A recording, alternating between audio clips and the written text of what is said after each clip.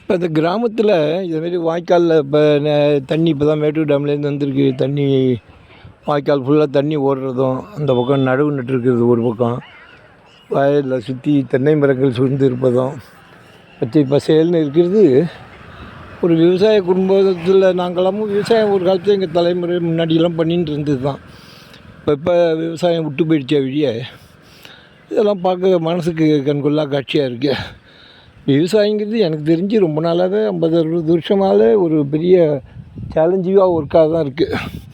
அதனால தான் இவங்க இங்கே பாருங்கள் பாக்கு மரம்லாம் வச்சுருக்காங்க. சைடில் ஏதாவது வரப்போகிறங்களில் தென்னை மரம், பாக்கு மரம் இதெல்லாம் வைக்கிறாங்க.